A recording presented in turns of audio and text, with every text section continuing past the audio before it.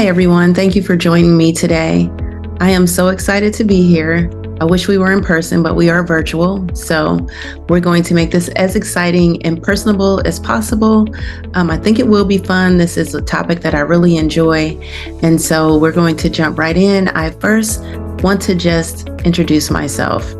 My name is Garri Davis. I am a transformational strategic business coach. I coach, train, and consult with childcare leaders and female entrepreneurs. I have been in the childcare industry for over 10 years, where I have ran and grown 2 childcare businesses to serve over 150 children each day. As a result of my training and coaching in early childhood education, directors, owners, and leaders experience a higher level of business acumen. They are able to make bold business decisions with speed and conviction, and they feel more confident in their leadership abilities. Today, this is about leadership abilities. I just want to let you know how passionate I am about women and children because I understand the importance of their role in the success of our society. And because of this, I serve on the board as the board chair for the Dress for Success organization. I'm on the board of directors for the African American Chamber of Commerce, as well as the Ohio Association for the Education of Young Children.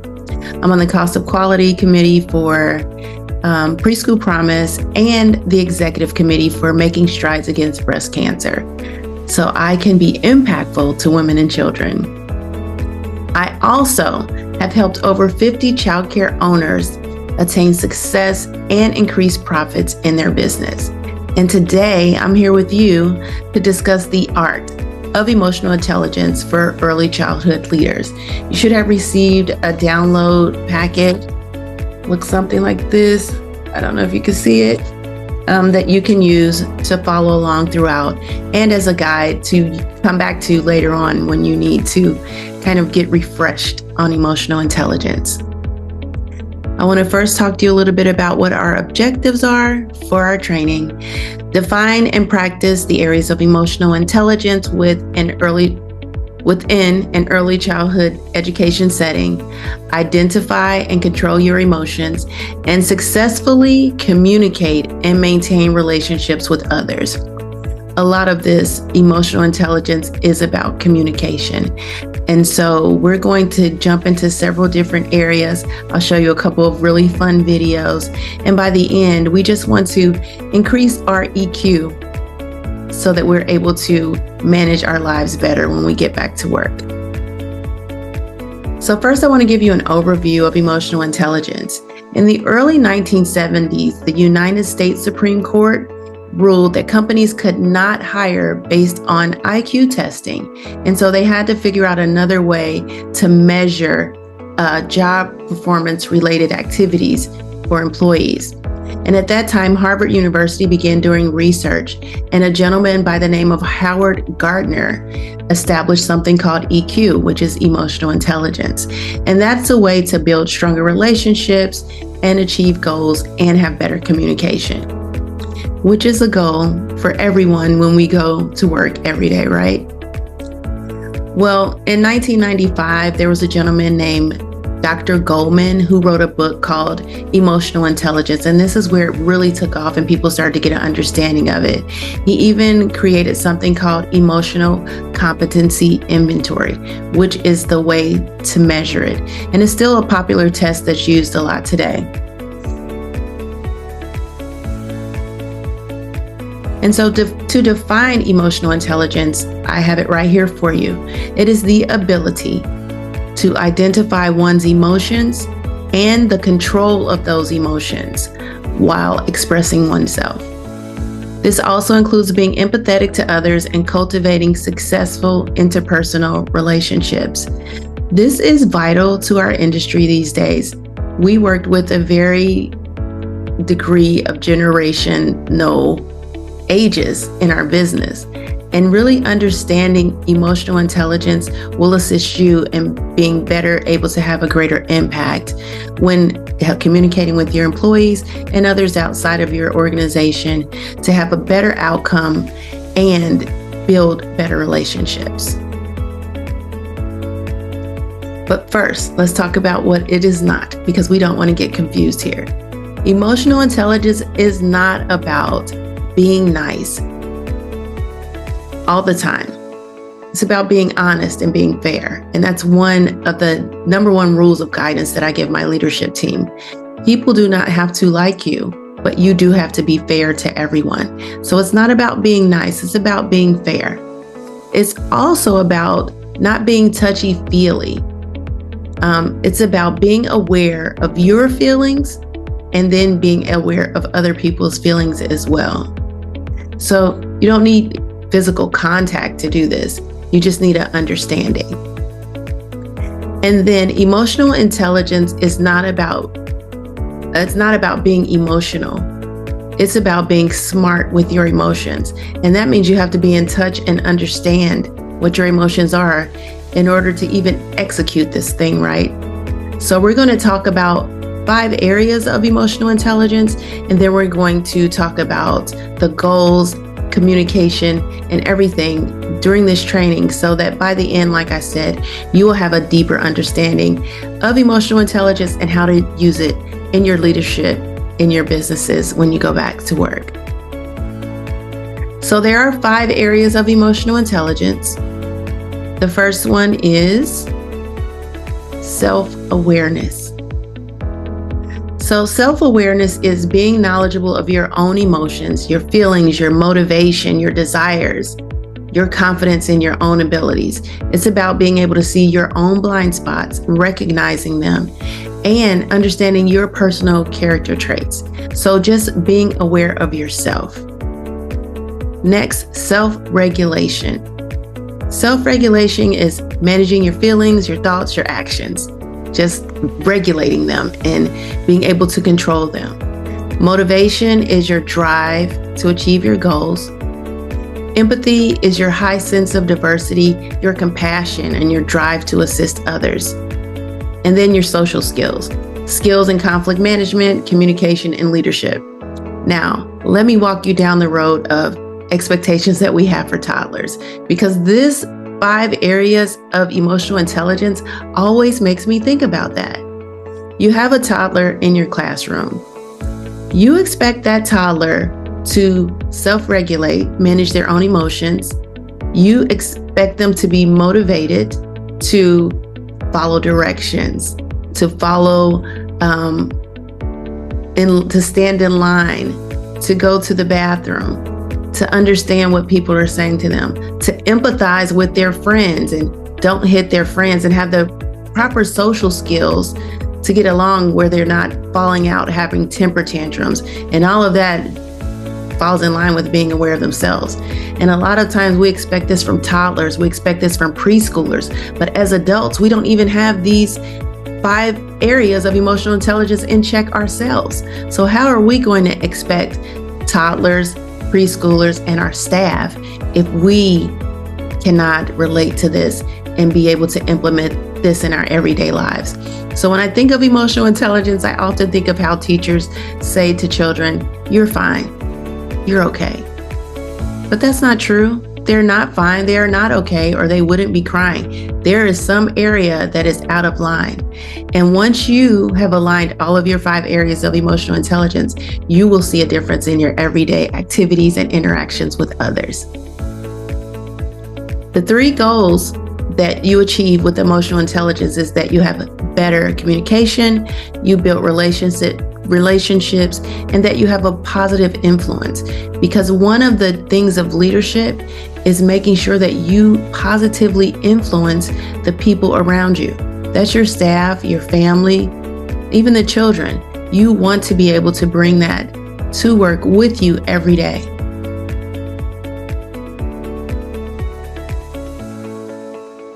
I'm clicking on this, but it's not clicking. Okay, here we go. All right.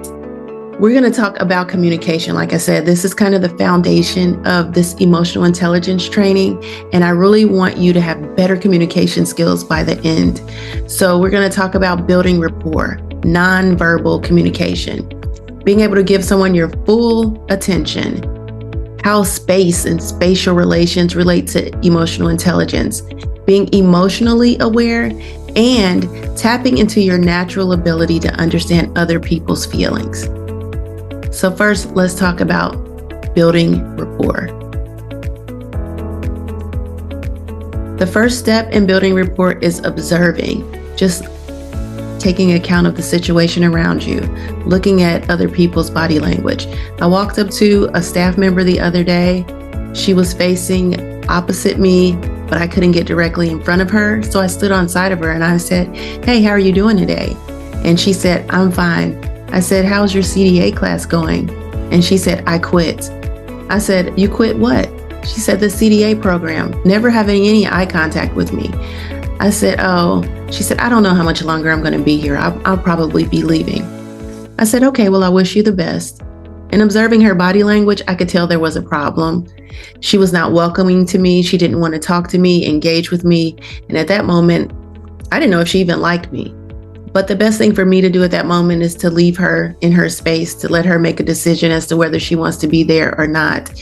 And ultimately, she came around. I think she was just having a bad day, but I did observe her body language. I read her to see what space she was in at that time before really trying to engage her in any more deeper conversation. Asking questions. I asked questions of her. "How are you doing? You quit what?" She's like, "I quit." I don't know if she was quitting the job or if she was quitting something else.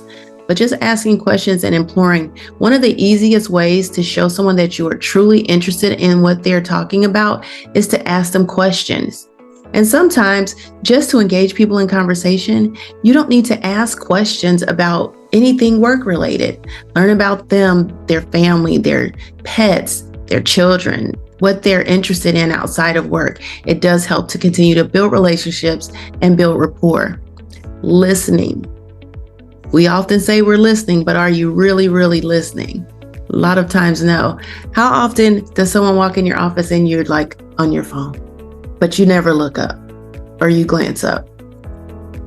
Because what's on your phone at the moment is what you were working on. You don't even have time to actively listen to what they're saying, but instead you try to do both and you're not really listening. And so that person kind of walks away not feeling seen. That's poor rapport.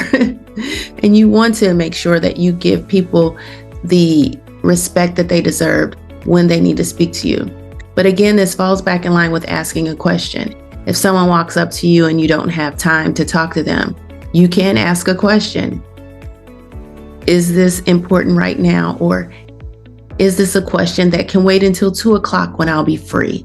My schedule is open at 2 and I'd be happy to talk to you about this at that time. Is that okay? Are you willing to do that? So actively listening, asking questions, building rapport. These are all tools that are in our tool belt that we're not always using properly.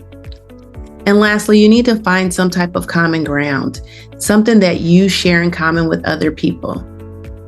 It could be anything. It could be music. It could be art. It could be a television show, but it helps to build a rapport, and it also gives you something to fall back on when those conversations might get a little sticky and you need a way to approach or get your foot in the door to try to engage your staff or others in conversation. So make sure you're observing, you're asking questions, you are actively listening, and you're finding some common ground. Next, it's the nonverbal communication. This is tough.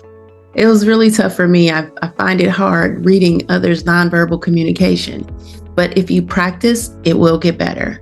Nonverbal communication is natural. It's unconscious language that conveys true feelings and intentions at any given moment. Like when I walked into the staff member that was sitting at the table, her nonverbal communication was, "Don't talk to me," because she never turned around to face me. She never gave me any eye-to-eye contact. So her nonverbal communication was telling me to get out. So if you want to develop emotional intelligence, you have to be aware of nonverbal communication. And one of the things on nonverbal communication is facial expressions. Now, this for me has been really, really hard. I have a video that I'm going to show you, and I want you to tell me how many of these non-verbal facial expressions did you get right? I only got 2 right the first time. So scientists have said that there are universal emotions that every culture recognizes. They'll be displayed in this video, and I just want to know how many you can catch. So let me get it started.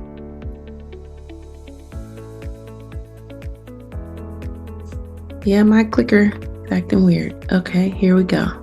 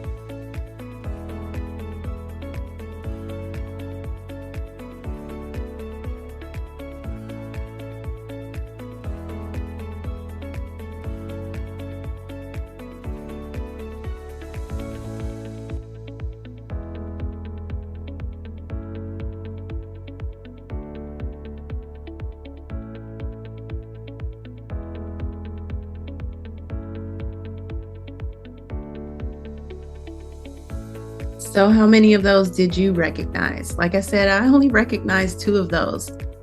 It was hard for me. I mean, I don't know if it was because it was really quick or not, but even after watching the video, I did a study on my own as I walked through my facility to see what facial expressions that I could identify, and not many. So it takes practice, but it's very helpful if you can kind of if you can realize what's going on in the situation as you approach, just by seeing somebody's facial expressions. It would be very helpful in helping you to diffuse any situations or help to enlighten other situations. So facial expressions and understanding facial expressions are a way to increase your emotional intelligence. Next is body language. This is another form of non-verbal communication. Person that's in the room making no eye contact, or slumped over in a corner that's not in a good mood, that might not be a positive situation. You know, somebody that's open and receptive, they may have their arms out looking straight ahead. Now, let me tell you a quick story of what happened to me. When I worked in corporate America, I did not feel well one day, and I was the only woman on the team. And so all the guys go into the meeting room, and I go all the way to the back of the room, and I sit there. My stomach was hurting really bad. And so I sat there with my arms crossed, and I just looked ahead. You know, I don't know what the meeting was going to be about, but ultimately the new vice president walks into the room. And I tried to stay engaged on everything that he was saying, but I never changed my body language. So as everyone left out of the room, I was the last person, because remember, I was back in the corner. And as I walked past him, he said, "So I guess you didn't want to be here, did you?" And I really wanted to explain my whole medical situation to him at the time, because that was really not the case. I was really in pain. I didn't feel well, and I didn't really want to be there. But it had nothing to do with him. It's just that I wasn't feeling well. And I just said, "No, I'm fine. Everything's fine." But that set the stage for our continued relationship going forward. I think because of that, we were never able to really form a really good relationship because that was his first impression of me. So first impressions do matter. Your body language does matter. So be aware of your own body language. I have the cutest video that I'm going to show you about body language. It says it's for children, but of course, some things that are for children we can also use as adults. And I just commend this lady on being able to sing this song and have so much fun doing it. And I'm going to share it with you now. Enjoy.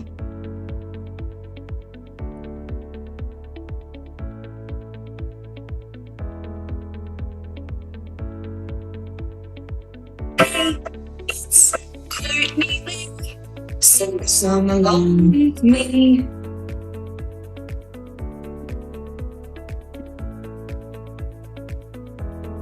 This is my face. I take it every place that I go. It shows how I'm doing. If you want an indication of my feeling situation, you can look at my face and you'll know. So if I'm happy, you can see by the smile on my mouth. If I'm sad, you can see when the smile goes south. If I'm angry, you can see that my teeth don't show. If I'm surprised, my mouth gets shaped like an O. So use all the clues to see how someone else feels. Use all the clues to see how someone else feels. But the mouth is not the only space. There are clues of how we feel all over the place. I can show you what I mean. Here's the thing. If I am happy, you can see that my eyes smile too. If I'm sad, my eyes might not look at you. If I'm angry or confused, surprised or amused, you can see these parts of my face get used. So use all the clues to see how someone else feels. Use all the clues to see how someone else feels. Our whole body talks, not with words, you see. I can look at the way that someone's standing next to me. If they're standing up tall, they might feel proud. If they're slouched down low, they might feel a cloud of sorrow or sadness, or jumping up high to express their gladness. Arms crossed might mean I'm angry or nervous. Arms out might mean I'm feeling unsure. But if you look and see what the body reveals, you might learn a little more about how they feel. So use all the clues to see how someone else feels. Use all the clues to see how someone else feels. But looking is not our only choice. To understand how someone's feeling, listen to their voice. Do they sound sad? Do they sound happy? Do they sound mad? You can understand a little better when you listen to the letters that form the words they say and you heard. And one more thing we can use to take action when we want to know how someone feels, we can ask them, how are you feeling? How are you doing? What do you think about this or that? We show them that we care when we take the time to ask. So use all the clues to see how someone else feels. Use all the clues to see how someone else feels. All the clues to see how someone else feels. Use all the clues to see how someone else feels.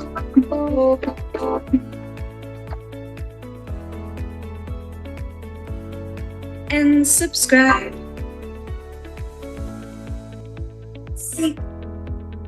Awesome. So how'd you like that?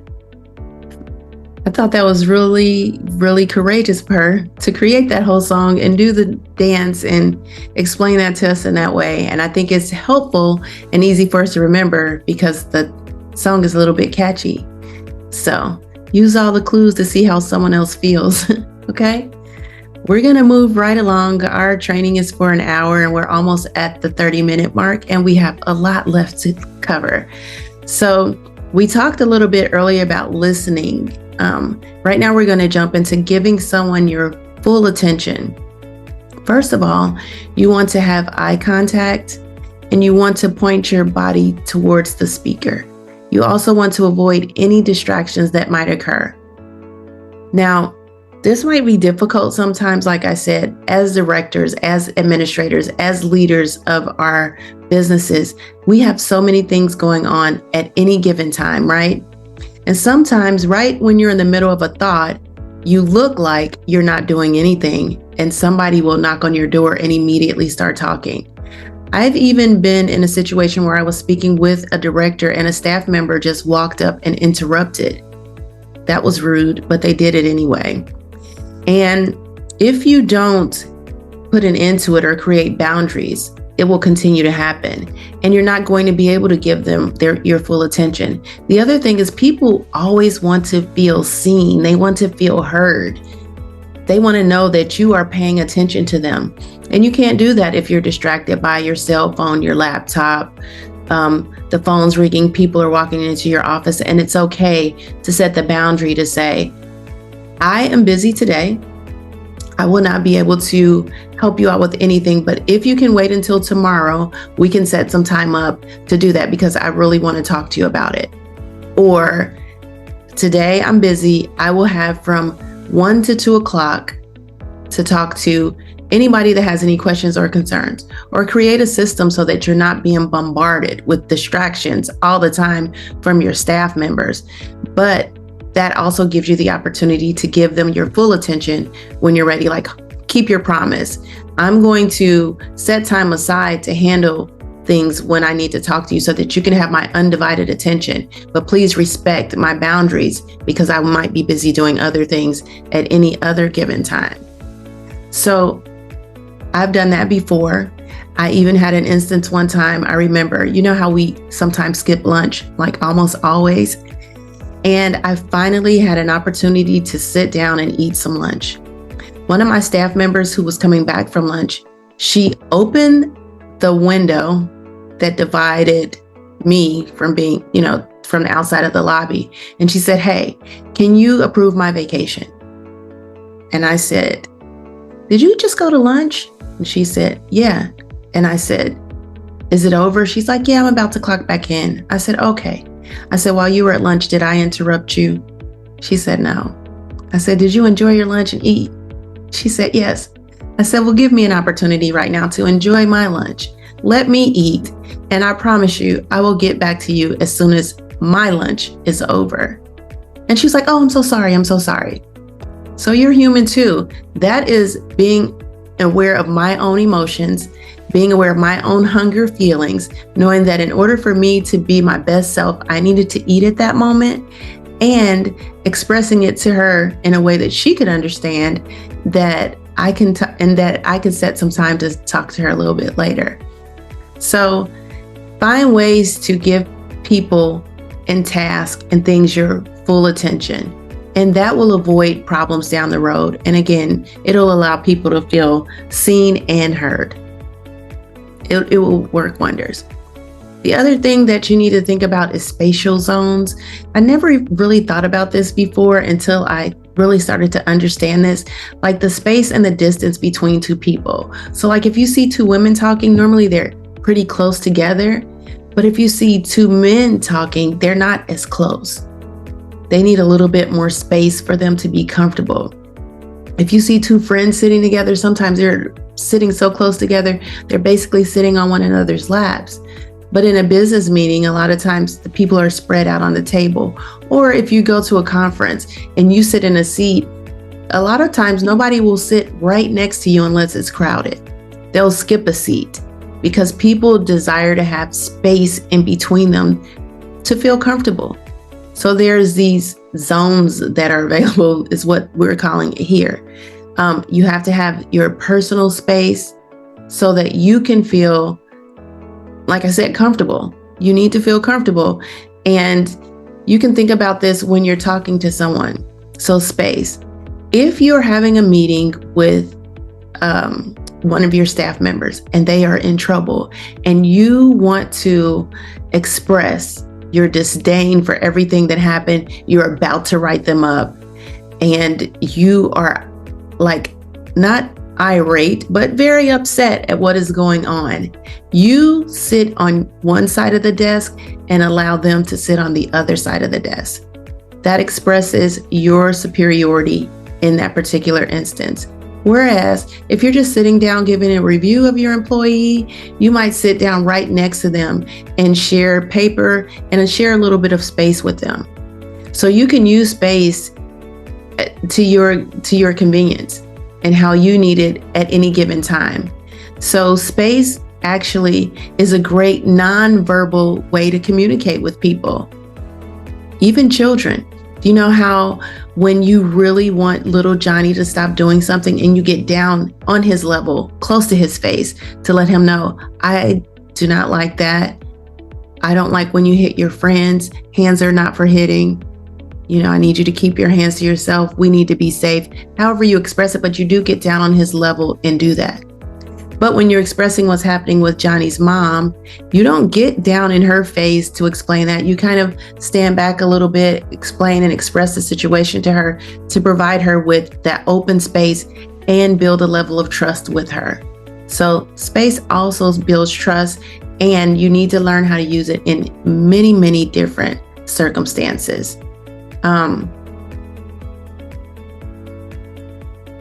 You don't want to have a breakdown of communication because of space.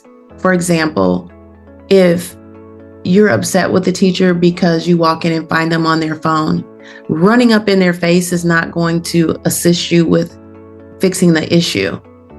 Having a bit of space between you guys is the best thing to do, to discuss it, to come to a common agreement. And then if you proceed to have to do a write-up, that is when you sit on your side of the desk and let them sit on their side of the desk thing.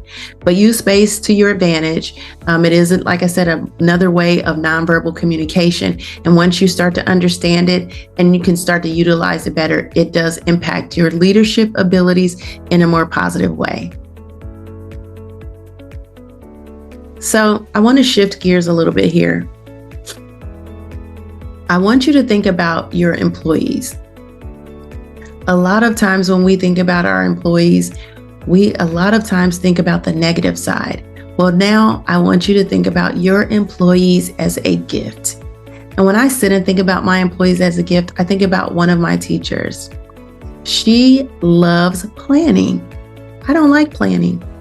She loves planning all of the family engagement activities, all of the children's activities, and I allow her to do that. And when I see the excitement on her face, when people sign up to volunteer, or when the event is going on, and even after it's over, she just exudes all of this happiness because this is her thing and she loves to do it. And it is a gift to me because it's something that I don't particularly have time to do. So she is a gift to me. I have another employee who always sends me text messages randomly, just thanking me for anything that I have done for her. If I bought lunch one day, she'll send me a text message. Thank you so much for lunch. It was delicious. I never had whatever it was before, and it was just so good. I can't wait to go there on my own. Or thank you for the bonus. I really needed that. That was really helpful to my family, and I'm just going to save it, and I'm going to buy a house with it. Just those things that she does. Or even my kitchen staff, when she's so happy about getting a new product or a new ingredient for a meal that she's going to prepare for the children. Like, those are gifts to me. People coming to me with positivity, sprinkling happiness, and spreading kindness are gifts. So take one moment and write down a couple of gifts that your employees bring you every single day. I'm just going to stop my video for 1 second.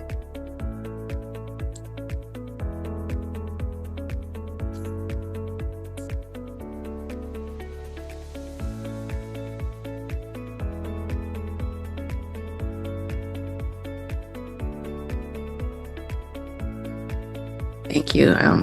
The seasons are changing, I guess, and my allergies are being impacted negatively.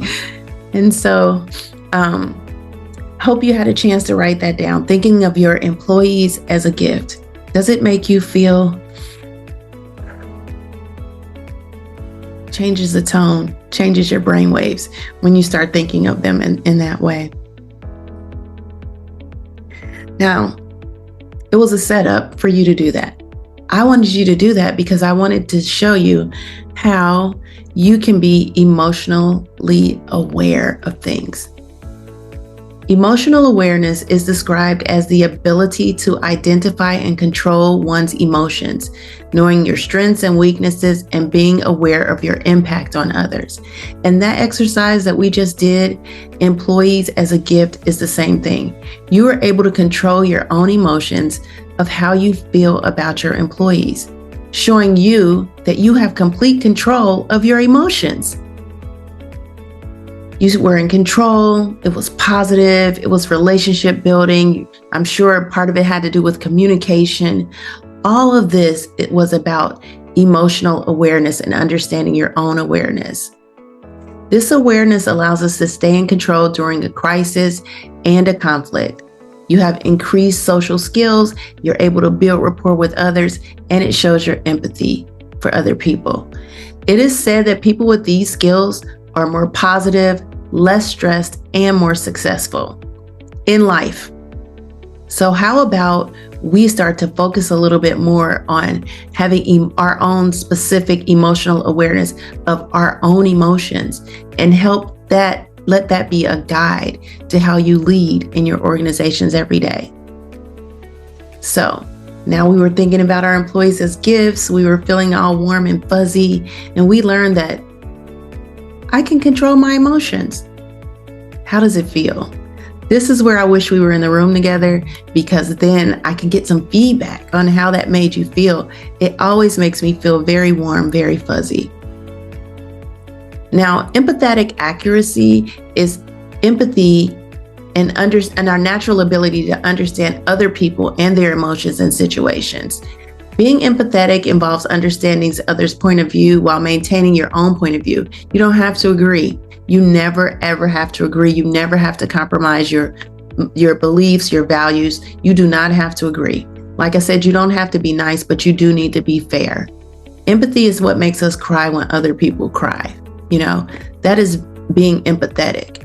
But being empathetic to other people's situation should not put you in a bad situation. Like it put me in a bad situation. I was empathetic to a staff member's situation around Christmas time, where I wanted that staff member to be able to have some gifts for their children. So I actually gave her money to do that. That was terrible. This was like my second year when I was in business, so I had no idea what I was doing. I was trying to make everybody happy. This staff member ended up being one of the most toxic staff members that I ever had, and just spreading gossip and starting cliques, but I didn't know. Just being empathetic to her situation led me to that, but really not understanding that just because I am empathetic and I want to be empathetic did not mean that I had to give her money. Because I can understand her situation, I can relate to it, but I don't have to go over and above. I can be compassionate about it. I can understand. I can even be emotional about it a little bit. However, it doesn't mean that I have to go over and above and do things that are really, outside of what my responsibilities are. But it is important to have empathy, and it is important to express empathy, but it's very, very important to have boundaries and do it the right way. I've met so many leaders in our industry that are too empathetic to their employees. Number one, because they are emotionally hijacked and they want to keep that employee. But most times when you're feeling like that, it's best to let them go anyway. So empathy is a great thing to have, but you do have to put some restraints on it and not really let it put you into bad situations. Now, we're going to move into spirit killers and soul suckers. I want to tell you a story about Miss K. Miss K was an older lady that came to work for me. I was very excited to have her, mainly because I felt like she had a world of experience and she would be able to help me up-level my business just with the expertise that she brought. Now, she had many, many years of experience, but she had no credentials. So an opportunity arose. I helped Miss K get her CDA. About 2 weeks before she was finished with her CDA program, I started hearing rumblings that came from her through other people, that once they got their CDAs, I immediately had to start paying them $17 an hour. This was pre-COVID, so kind of unknown to pay somebody with a CDA $17 an hour, and I didn't have it to pay her anyway. So she started a whole campaign about me, what a terrible person I was, how I was keeping all of the money to myself, how that is why I'm not going to be in business long, it would be closing, and a whole bunch of other negative talk. It led to a whole big problem with gossip in my organization. And I did not know what to do because also at the same time that this was happening, I did not have enough staff. So I was being a teacher in the classroom, being the administrator, sometimes cooking, trying to run around, making sure that I can enroll parents, trying to hire staff members. I was doing everything all day long. I was working about 16 hours a day, just trying to make sure that everybody was happy. I was not happy, but I was trying to make sure everybody else was happy. Teachers, staff, children, everyone. And the more Miss K just continued to spit this vile things out about me, the more I ignored her. And I ignored her to a point of avoidance. I would never go to her room. I would never talk to her. I would always, if somebody else did something wrong, I might immediately snap at them. Passive aggressive, not really being a leader, but really just trying to get through the day. This was my spirit killer and my soul sucker, to where I didn't even want to get up and go to my own business every day. And at this point in time, I lacked emotional intelligence to get me through it. Today, I would handle the situation differently. I had no self-awareness. I had no time to think about my feelings. I was worried about everybody else. There was no self-regulation involved. I was just going with whatever was coming up at the time. It was kind of like I was standing at a baseball. I was standing at the base at a baseball game with a bat. And instead of them sending me one ball at a time in this batting cage, they were sending 20 at a time. And so I was swinging at all of them, never taking thought to see which would be the best to do. I was unmotivated. I didn't want to be there. I didn't have empathy for anything, anybody, and my social skills were terrible. And so when I think about that, I think about my actions with other people. I did not treat everybody fairly and everybody the same. I had expectations that applied to some, but never applied them to Miss K. I was a wimpy leader. I was afraid to lose my staff. I was emotionally hijacked by Miss K every day, and I had no follow through. Now today, that would be totally different. I would immediately address her, let her know that this would not be tolerated. And if she continued, I would have to release her from employment, because there's no time for that gossip to start going in your business, because that leads to a cancer that you just can't stop immediately. So now that I have emotional intelligence, I don't really experience these spirit killers and soul suckers in the same way. And that is why emotional intelligence is super important, so that you don't have to either. I want you to think of a time where you've had some spirit killers and soul suckers, and tell me, what did you not do? Incongruent actions, only expectations that apply to some, wimpy leaders, or no follow through. What were you guilty of? And then think about how you might handle that in the future. I really want to give you some time to write that down. We don't have much time. I do want you to just think about it a little bit and think about how you can handle that situation just going forward.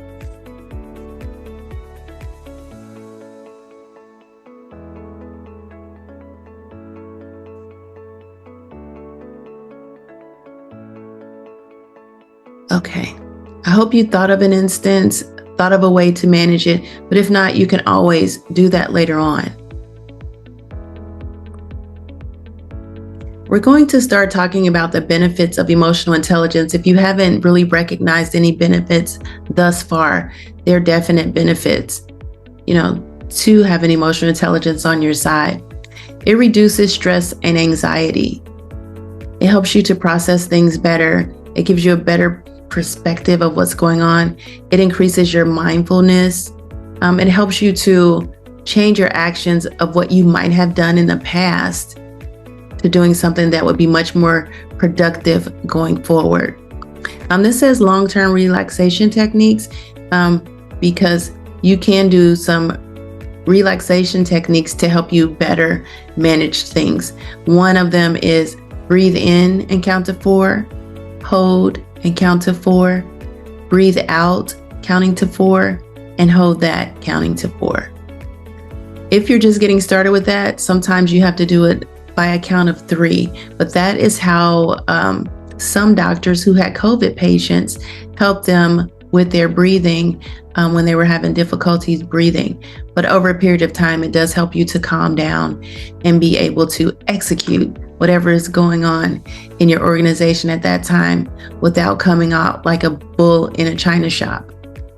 You don't want to do that. You always want to maintain the highest level of leadership using the techniques that you learned today and that you've learned in other trainings in the past. You always want your tool belt equipped with some things like that.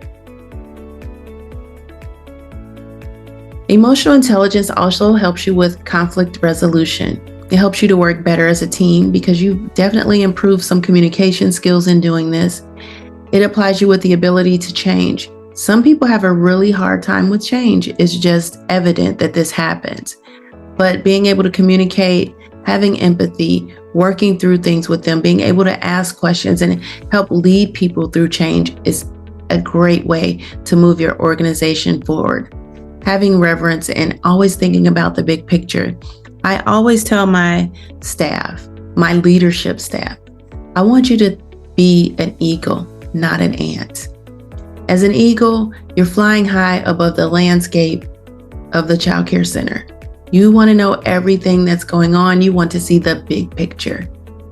You can't be an ant that's on the ground, moving around, looking at things right in front of them. You have to see everything that's going on and make decisions based on that. That is the best way to be fair. And that's another way to have exceptional leadership abilities, is being the eagle and not the ant.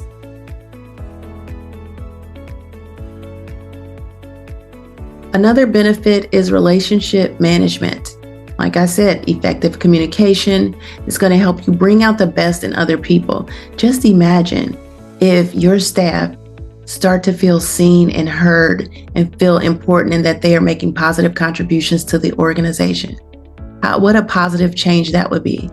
How would that employee become a gift to you?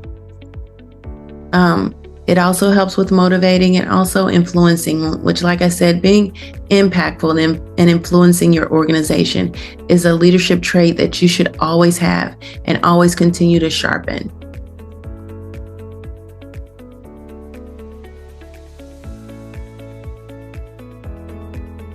It also helps with overcoming obstacles. So when I first started in my business, I had difficulty collecting co-pays from my parents. No matter what they said, I believed them. Oh, I have to get food. Oh, we had to pay our gas and electric bill. This is a problem. That is a problem. I don't have it. I lost my job. Well, we already know that we don't make enough money in our industry anyway. And that little $11 is much needed to help us get the full pay that we should be receiving for that particular child.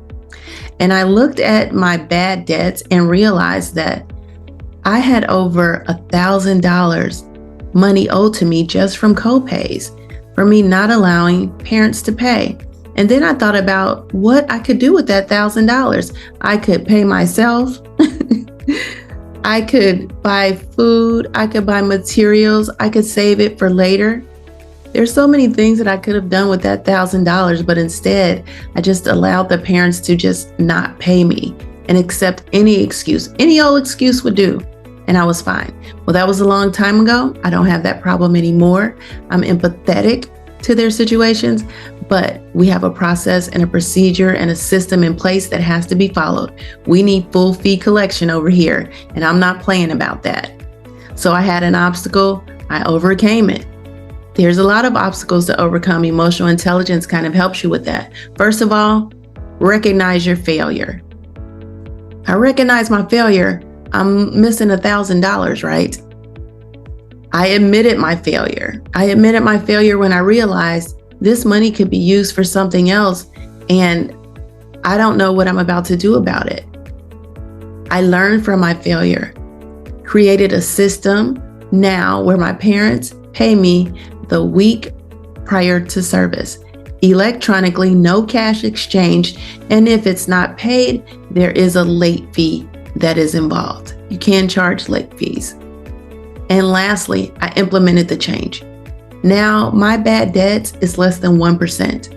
If I think there may be one parent that owes less than $50, and that is under a payment plan and being paid off, I don't play about copays anymore or money that's owed.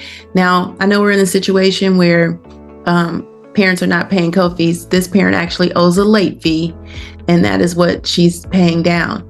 But still, if a parent owes me money, if a parent has any type of fee that is owed, they already know prior to signing up to bring their children that it has to be paid in advance the week before on a Friday electronically. It's in the handbook, and it's also stated in the orientation. So it helps you to overcome obstacles, recognize where you're failing, admit to it, just own up to it, learn from it, and then implement change. Be emotionally intelligent. Now we're going to talk about vision, spirits, and soul suckers. Have you ever in your business understood what your mission was, yet all of your employees seem to think it was something different or non-existent? Well, I have, and it sucked. And I never want to ever be in that place again. I know that the mission of my business is to inspire and positively influence young minds one milestone at a time. And how can I do that by myself? I can't. I need my entire staff on board to understand that this is what we're here to do every day. This is how we serve our children and families every day, and everybody must believe in this mission. We are on a boat, and I can't row it myself and carry everybody with me. Or I can't row the boat one way and have everybody rowing in different directions. We're never going to reach our goals. But, excuse me, there was a time when we were all rolling in all different directions. Nobody understood what the mission was. Nobody cared about it. There was no culture in my business, and nobody knew what the platform, what the foundation was that we stood on. And I realized that in their actions and the things that they did, the way that they talked, the way that they interacted. And so I made a change, and I started working on our culture. And I'm here to tell you, culture is a thing in your business, and it's specific to everybody's individual business. My culture at my center is not going to be the same as your center, but you have to have it. We implemented Water Lily Strong. The S is for structure. The T is for trust and teamwork. R, responsibility and respect. O is for optimism. N is for nurturing. And G is for gratitude.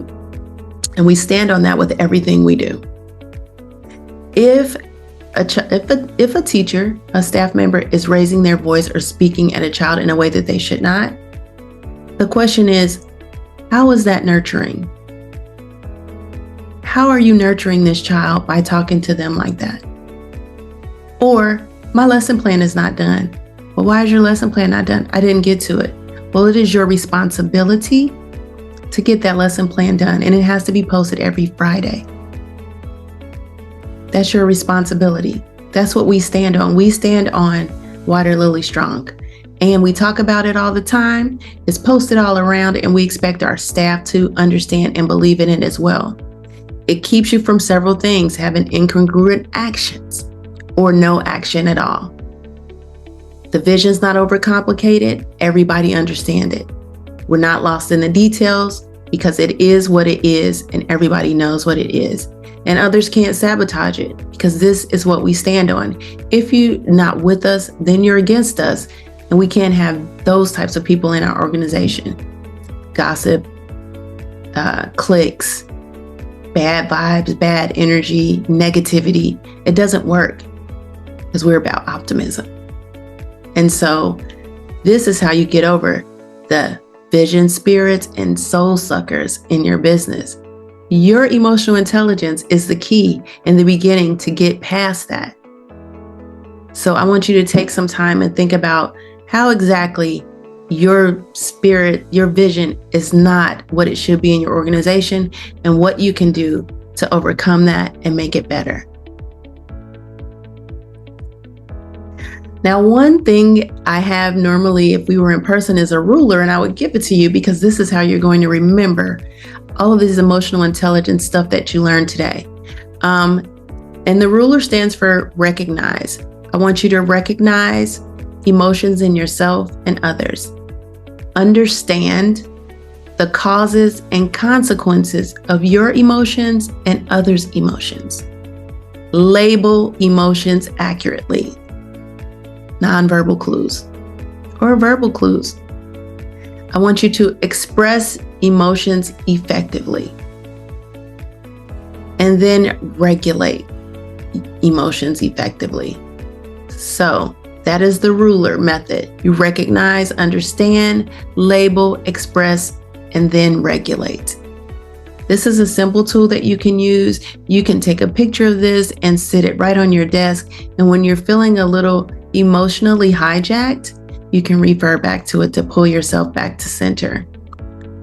Now, I've also included an action plan in the materials that I provided for you because I really want you to take some time and create a goal and some strategies on some things that you need to work on to be more proficient in emotional intelligence. And then after you've done that, I want you to come back to it in a few months and see how you've done. It's going to change your life. It's going to make everything so much more clear. It's going to help you with communication, help you with your own feelings, and engaging with others and their feelings, being a better communicator, a better listener, having your employees being seen and heard, and other people around you. So I encourage you to practice this daily until it is just a formidable part of your life. We have come to the end of our training. I am so excited that you hung out with me today, that we talked about a little bit about emotional intelligence and scratched the surface, hopefully enough to bring more awareness to the subject for you and to help you in your businesses going forward. I appreciate your time and attention with me today. You could have joined anybody's training, but you hung out with me, so I definitely appreciate this. My name is Garri Davis. My name is Garri Davis. I own the Garri Davis Agency. Again, I am a coach and a trainer. If you need to reach out to me and ask any questions, feel free to do so at any time.